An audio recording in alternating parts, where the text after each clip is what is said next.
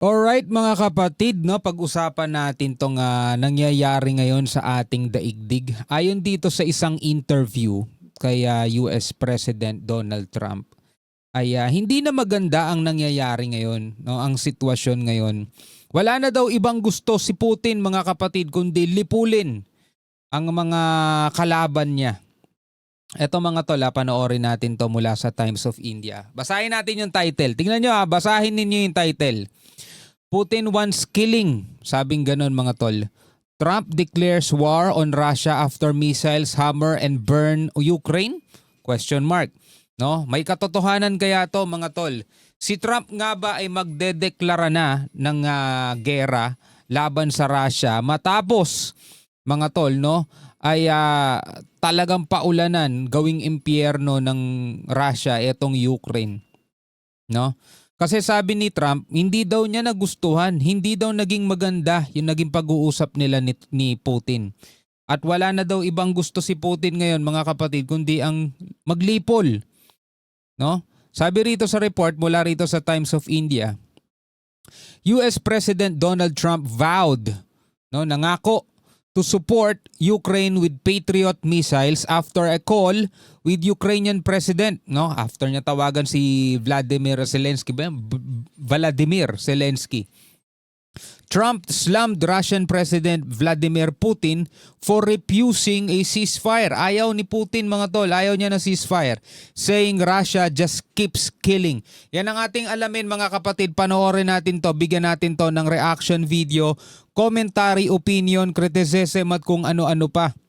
Heto na nga ba ang simula talaga ngayon ng hindi natin alam mga kapatid kung merong ikatlo Kung merong ikatlo kasi nangyari na yung una, ikalawa ngayon. Kung sakasakali, baka ito yung maging ikatlo.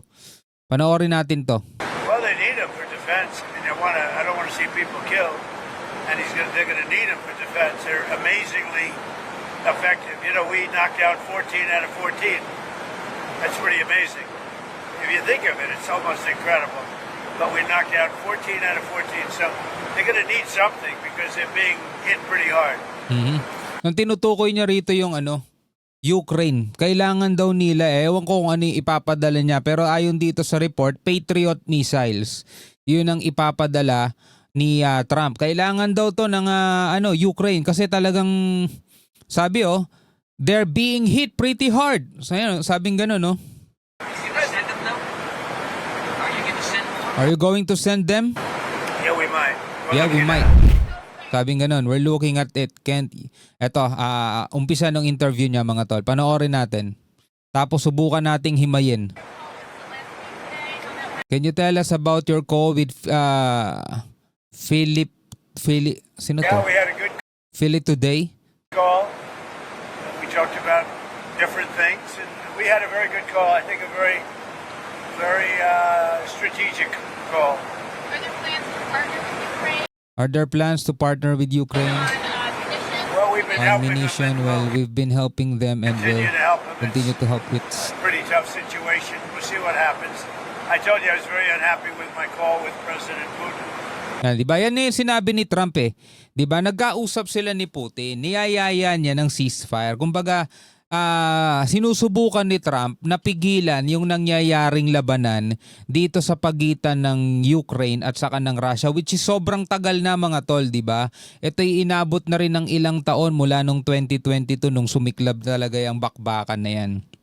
And napakarami na nga ang nasawi dyan. Siyempre may mga ilang bansa na rin na sumusuporta sa magkabilang panig. Like for example mga tol, itong North Korea, nagpapadala siya ng mga sundalo. Diba? Ito, balak ulit magpadala ni Kim Jong-un ng 30,000 na mga sundalo niya na makikipaglaban sa Ukraine para sa panig ng Russia mga tol. Ito naman ngayon, sinusubukang awatin ni Trump etong Russia at Russia at saka Ukraine, pero ayaw na daw magpaawat ni Vladimir Putin. At hindi niya nga daw nagustuhan ng kanilang pag-uusap. Seems like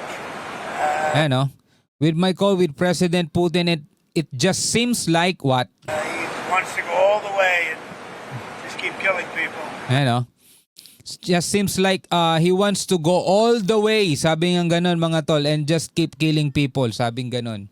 So ayaw nang magpaawat mga tol ni Putin. Gusto niya na talaga, go all out na. No good. It's not good. I No good, it's not good. wasn't happy with him. Well, they need him for defense. I mean, I don't want to see people killed. Mhm. And they're going to need him for defense. They're amazingly effective. You know, we knocked out 14 out of 14. We knocked out 14 out of 14. Ibig sabihin, walang sablay, no? That's pretty amazing. If you think of it, it's almost incredible. But we knocked out 14 out of 14. So they're going to need something because they're being hit pretty hard. Mhm. Are you going to send them now? Are you going to send more? Yeah, we might. Yeah, we looking might. at it. We're looking at it. So ito mga kapatid, nangako si Donald Trump na talagang tutulungan niya at susuportahan niya itong Ukraine dahil nga talagang after nilang mag-usap ni Putin sa telepono, hindi nga nagustuhan ni Trump yung pag-uusap nila, oras lang daw ang lumipas. Eto na, nagpaulan na daw ang Russia ng pinakamatinding pag-atake na ginawa nila. Siguro mula nung nagsimula yung laban nila ng Ukraine, ito na yung pinakamatinding pag-atake ni Putin sa Ukraine. We've helped a lot of countries. The Now, we've helped a lot of countries. Ukraine situation, that's a Biden deal. It's not a Trump deal. I'm trying to get it finished off, settled. And we'll see. I don't know. I can't tell you whether or not that's going to happen. Is it a priority? Yeah, I'd like to see it happen. I don't want to see 5,000, 6,000, 7,000 soldiers killed every week. Grabe, no? Daming sasawi sa labanang to. 5,000, 6,000, 7,000 soldiers killed every week, sabing ganun. And you have other people, but for the most part, so far it's been mostly soldiers. And they're Ukrainian soldiers and they're also Russian soldiers. But it's 5,000 souls. Pero sa Russian soldiers, meron sila mga mercenaries pa no? Bukod dun sa mismo mga Ruso. May mga mercenaries pa sila doon, 'di ba? Kanina nga pinag-usapan natin yung video ni John Reps, 'di ba? Pinoy kapwa Pinoy pa mga tol, 'di ba? Tapos nagpapadala pa yung ibang mga bansa rin, may mga mercenaries din sila mula sa iba't ibang mga bansa pa. Hindi lang sa Pilipinas ha. Tapos ang North Korea, 'di ba? Nagpapadala rin sila, libo-libo ng mga sundalo, mga tol ang naipadala nila doon. 'Di ba may video pa nga sa North Korea, umiiyak si pangalan nito? Si Kim Jong-un, 'di ba? Umiiyak siya doon sa kanyang mga sundalong nasawi. Kala mo talaga totoo no? And they're being killed every single week. So it's really higher than that now. Diba? So eto yun mga kapatid. Mula rito yan sa Times of India. Ngayon, eto, panoorin natin etong balita naman mula rito sa First Post. Sabi rito, Trump disappointed, no? In Putin after failed truce push. So ayaw nga talaga magpaawat ni Putin eh. Sabi rito, Trump disappointed in Putin after failed truce push. Donald Trump said he was disappointed in Vladimir Putin after a phone call between the two leaders failed to produce a breakthrough while Trump has pushed Putin to end the war in Ukraine. Gusto kasing mangyari ni Trump is tapusin na. The Russian leader has refused to end the fighting unless his war goals are met. Meron siyang goals na gustong makamit. Doon lang daw matatapos mga tol yung laban. Is Trump losing patience with Putin? No? What will be his next move? No? Ano kaya ang susunod na gagawin ni Trump? Ito nga ba'y maikipaglaban na rin, no? Laban dito sa Russia. No progress, Trump-Putin call flops. Sixth phone call, pang-anim na tawag sa telepono o pag-uusap sa telepono.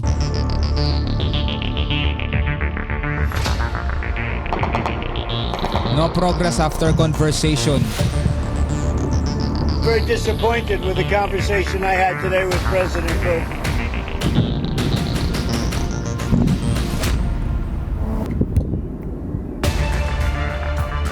No deal, no? Tulad nga sinabi natin kahapon, no, parang walang nagawa si Trump dito mga tol, no? Kumbaga kung sa Iran at Israel kahit papaano may nagawa siya dahil nagkaroon ng ceasefire. Well, siguro pagod na rin kasi yung dalawang bansang yun, saka nagpapalakas pa ulit sila eh. Pero eto talaga wala siyang nagawa, no? Ayaw pumayag ni Putin. A phone call is routine in diplomacy, but between the presidents of Russia and America, it is quite rare. After the war in Ukraine began, the US downgraded ties with Russia. Then President Joe Biden refused to speak to Putin almost 3 years, 0 calls. But his successor has other ideas. Si Biden hindi nakipag-usap. kay Putin, no? 3 years, 3 taon. Donald Trump has spoken to Vladimir Putin 6 times since January this year, six times since he took office. Ayos parang every month na ikipag-usap.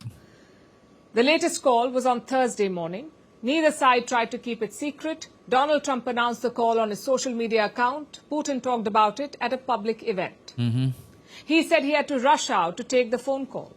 If not, Trump may be offended. Listen to this. Unfortunately, we have to wrap up. I have a protocol event. A conversation with the U.S. president has been scheduled. I don't know if nothing will prevent. A lot of hype leading up to it. But what exactly did the call deliver? Nothing.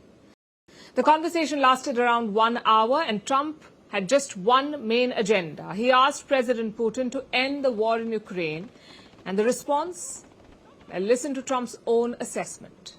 We talked about a lot of things, including Iran, and we also talked about, as you know, the war with Ukraine. And I'm not happy about that. I'm not happy. Yun talaga yung agenda ni Trump, no? Yung pagtulong sa Ukraine, hindi daw idea ni Trump yun eh. Hindi daw ni Trump yun. Kay Biden daw yun. Pero kailangan niya syempre tapusin kung ano na yung nasimula na pagkasunduan, mga tol. Pero ang gusto niya sana, hindi yung patuloy na suporta sa Ukraine eh. Ang gusto niya sana, matigil na yung laban mula sa pagitan ng Ukraine at saka ng Russia. Pero hindi nga siya nagtagumpay, no? Hindi niya nagustuhan at ayaw pumayag ni Putin. No, I didn't make any progress with him today at all. So no progress was made, and it looks like Trump is losing patience. He later said that he was disappointed in the Russian president. He said Putin doesn't want to stop. Yeah, I'm very disappointed with the conversation I had today with President Putin because I don't think he's there. I don't think he's there. And I'm very disappointed. Well, it's not, I'm just saying, I don't think he's looking to stop. And that's too bad. So what's the hold-up here? As always, the problem seems to be with Donald Trump. He wants to negotiate, which is good, but he doesn't seem to understand the situation. Russia has all the advantage right now, so any deal will have to be stacked in Moscow's favor. They want Ukraine to be neutral. They want Kiev to give up land, and they want to demilitarize Ukraine. If those terms are agreed to, Russia may end the war. Oh! So hindi lang daw nakikita ni Donald Trump yung sitwasyon, 'di ba? Kung maikipag-usap ka sa Russia, since Russia ang nangunguna ngayon, mga tol, o kumbaga sila yung sila yung kumbaga parang nananalo sa laban na to. Kung makikipag-deal ka sa Russia, dapat pabor sa kanila, pabor sa Russia. Ang gusto ng Russia ay demilitarize yung Ukraine. Militarize Ukraine.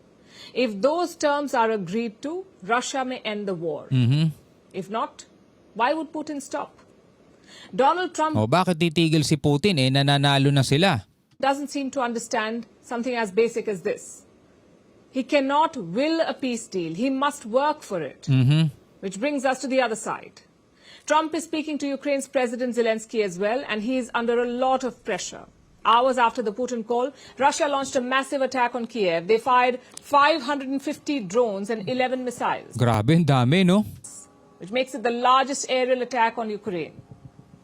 Kiev says almost every district of the capital was hit. Just look at the aftermath. So ang mangyayari, mga tol, hindi basta-basta pwedeng kausapin lang si Putin. Tigil niya na yung gera, muna tayo, ceasefire. Hindi. Kailangan mag-effort ka rito, hindi basta-bastang mananawagan ka lang na ganun. You need to work for it, sabing ganun. Says almost every district of the capital was hit. Just look at the aftermath.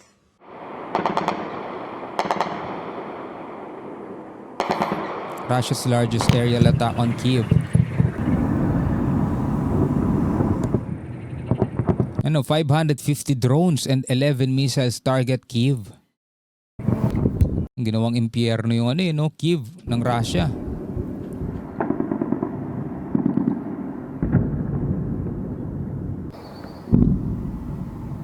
Matapos to ng pag-uusap ni Putin at saka ni Trump. Casualties are still being assessed. Reports say at least one person was killed and 23 injured. Clearly, the idea is to put pressure on Kiev, and that too in the middle of an arms freeze. The US has halted some weapon shipments to Ukraine. Washington says it's part of a broader review. But Kiev is feeling the pinch. They depend on the US for air defenses and precision bombs. Oh. Both these things have been withheld by Donald Trump. Why? Doon pa naman sila umaasa, no? Yung Kiev o itong Ukraine, umaasa sila sa mga air defense galing sa US, kaso hinold muna ni Donald Trump. And precision bombs. Both these things have been withheld by Donald Trump. Why? Well, the US president is blaming his predecessor, Joe Biden. He Joe says Biden. the previous administration exhausted the stockpile, so he is trying to preserve it. Basically, America is running low on missiles. Therefore, they cannot share it with Ukraine. They cannot spare any for Ukraine at the moment. The question is, where do things go from here? Trump is certainly losing patience with Russia. So ayun ang problema mga tol. Ang problema kasi rito mga kapatid, etong US, marami din kasi silang sinasalihang gere, di ba? So ngayon nagkukulang sila sa supply at kailangan nilang ingatan yung supply nila at hindi nila pwedeng i-share ito sa Ukraine kasi kapag sila ay nagkulang mga tol at sila na ang pinunterya ng mga kalaban, ng mga tinulungan nila, kailangan din syempre nila ng depensa. So ang pagtulong sa Ukraine mga tol, hindi yan idea ni Donald Trump. Ito'y idea o ito'y kay Biden daw to. Kaya ang gusto sana mangyari ni Donald Trump, 'di ba? Kaysa tulungan ng Russia ang Ukraine sa mga weapon, sa mga missile, imbis tulungan nila dahil nga nagkakaroon na rin sila ng shortage sa mga missile. Ang gusto niya sana is magkaroon muna ng ceasefire para kahit papaano 'di ba merong time, merong panahon para makapagpalakas ulit. Pero ang problema mga tol, under pressure din siya kasi after ng phone call niya kay Vladimir Putin, bigla na lang nagpaulan ng sangkaterbang drone at missile itong si Putin sa Ukraine. He realizes that this deal will not be easy, but could that sentiment nudge him towards Ukraine? We haven't seen that either, because Trump is withholding weapons to Kiev.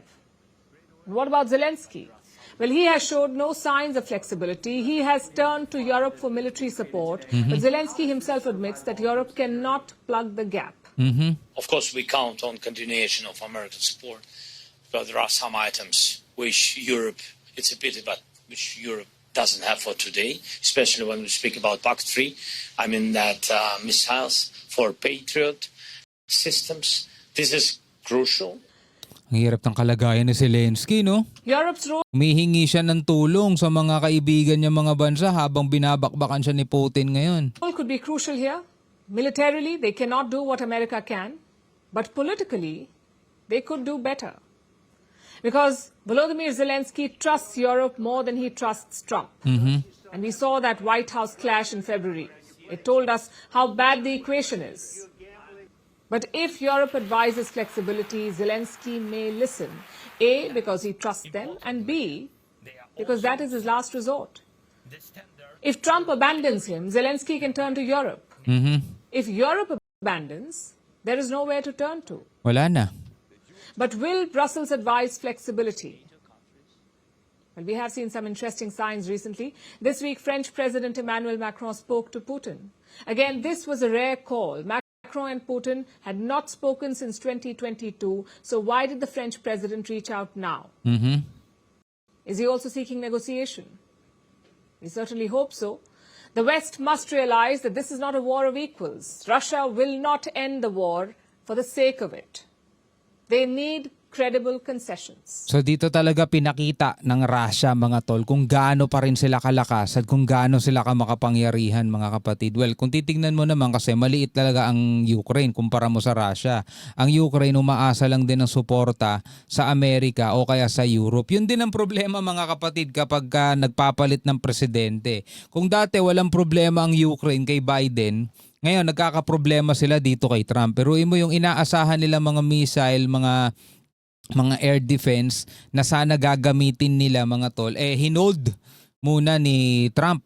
Yun ang problema ng ng Ukraine ngayon. Kaya ngayon umaasa siya rito sa Europe. Problema pag iniwan din siya ng Europe mga tol, wala na siyang ibang tatakbuhan talaga.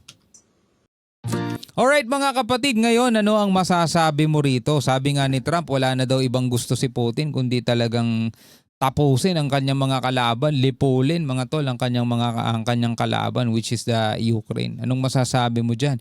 Comment ka na lamang sa ibaba mga tol. Hanggang sa muli, ako nga pala si Shobal D. Peace out.